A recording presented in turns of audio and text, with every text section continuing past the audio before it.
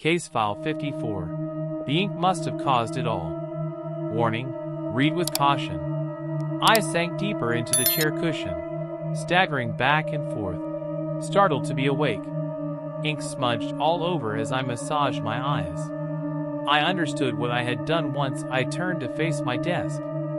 I must have splashed the ink all over while I was unconsciously asleep, ruining all the pages I have written for the ending of my novel. Frustrated, I let out a sigh and leaned back in my chair. How could I salvage this mess? The ink was everywhere, covering my fingers and staining my pages. I have no choice but to start all over again. I pushed the table in front of me to jolt myself out of my chair and out of my room so I could leave to go to the restroom. As I entered the strangely cold room, sending shivers down my spine, I noticed a change in the atmosphere.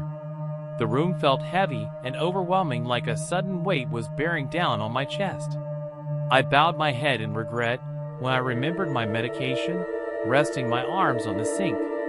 I must have forgotten to set my alarm once more. My eyes jerked upward as I examined my face, which was smeared in ink. My eyes widened as I realized who or what was present in the room other than me. I let out a small gasp as I stood eerily still and stared into the reflection of the shadow of a person standing behind the shower curtains.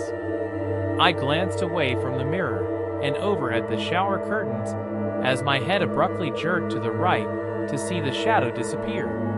My lips secretly released a quivering breath, and my shoulders returned to their comfortable posture.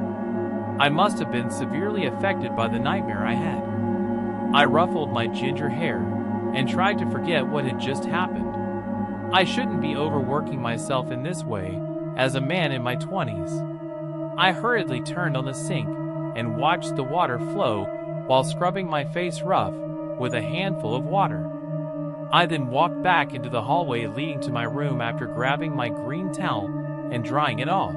My cat was lurking around the corner of the hallway as I was moving. Her emerald eyes were terrified, and I could tell that she shared my anxiety. She hurriedly left when I called her over because she heard the sound that filled the hallway. The sound of my lamp on my bedside table shattering into a million pieces as it plummeted to the floor.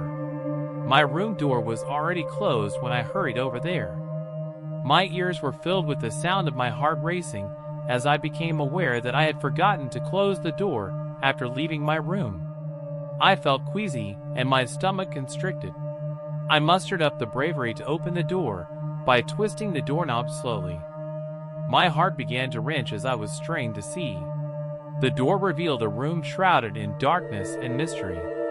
I started to tremble and quiver and wasn't sure if I should open the lights or risk myself for whatever is in there. As I reached my arm inside the horribly dark room, caressing the wall all over to find the light switch, I felt something so human brush across my arm. I jerked my arm back and stumbled backward, regrettably hitting the ground as I retreated further. My lungs were panicking as I drank the oxygen in, trying to survive this unholy night. The light switch flickered by a touch of someone unknown, something unknown. I let out a scream, and at that moment, I realized that I wasn't alone. Whatever is in that room, whatever was standing in front of me, was angry and violent, and it meant harm. My eyes are closed shut, terrified to see what is coming next. "Open your eyes," she, the entity, said. My eyes jerked open as I heard the familiar voice and began to tear up. She glared at me with eyes filled with malice and fury. My mind raced with thoughts of what I had done wrong. Was it something I wrote down? Was it something I haven't written down? Was it because I failed to finish the novel? As I lay there, paralyzed with fear, I realized that I have written her the life she always deserved to live. Is that wrong of me? Is that why she hates me? Despite my confusion and terror, I summoned all my bravery and called out to her. "What did I do wrong, my love? Is it something I wrote? If so, assassinate me with all your might. Take your revenge and take my soul as I am your prey." She cackled in glee. an awful yet beautiful sound that made my skin crawl. "I want you to suffer for all eternity, as you made me." I turned around and stared at the words that were scrawled on the wall with the same ink that I had used to jot down the life she had always desired and deserved. She lunged at me and jammed the pen nib into my throat abruptly. She started twisting the pen, pressing it deeper and deeper as blood gushed out.